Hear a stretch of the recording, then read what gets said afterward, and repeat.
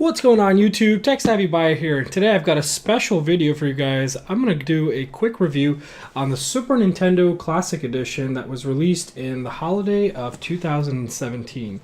So what I'm really going to be looking at is if it's worth spending the extra money that you see all these scalpers charging for this because it's been so super popular, or if you should just wait it out and see if you can find one in stock at your nearest GameStop or your nearest Walmart or any other electronics store that might actually carry these for you, or even online if you could find one, and if you should write it out or not. So let's take a quick break and we'll jump right into whether it's worth or not. So I'll see you guys after that.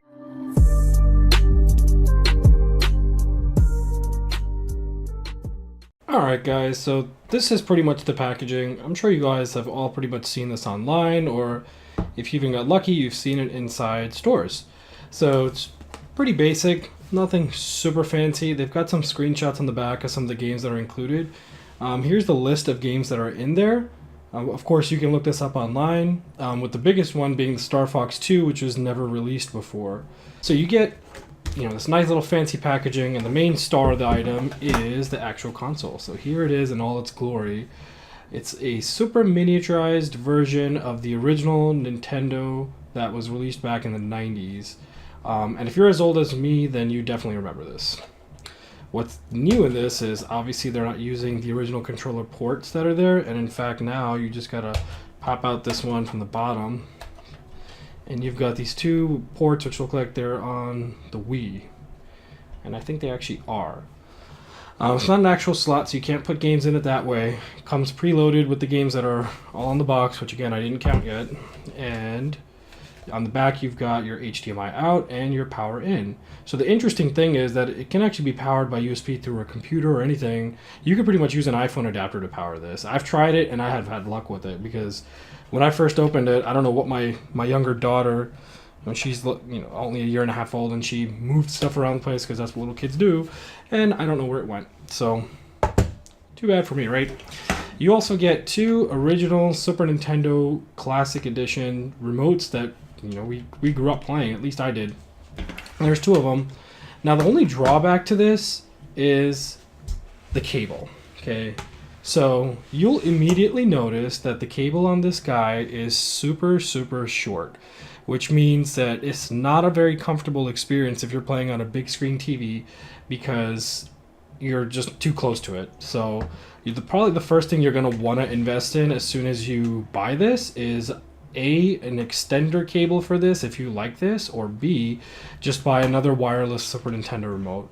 Now in terms of the actual games that are on here, so one of the cool things I like about this is it's got most of the popular games that we all grew up playing. So for me, Super Mario World, obvious.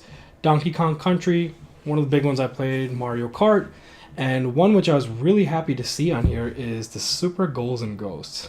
Because it's funny, a lot of people I ask about that game, they don't remember it or they don't know it, but I played the crap out of that game, and it was a really hard game. It still is hard to this day. You don't know a hard game till you jump back into the old school Super Nintendo 2D platformer games and you're like, holy crap, how did I used to play this as a kid? So definitely a point worth noting, and it's interesting. So comes down to price. Is it worth $79.99, or should you go out and fork out the money that the scalpers are asking for on eBay and sites like that?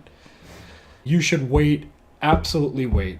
I've seen a lot more of these in stores and at places you wouldn't expect than I saw the Nintendo Classic that came out back in, or the year earlier. That was a tough thing to find. It was almost impossible to find, so you were better off, in some cases actually paying a scalper double the price for it or triple the price if you really wanted that. But I would stick with just paying the original price, because your odds of finding it are pretty high if you look hard enough.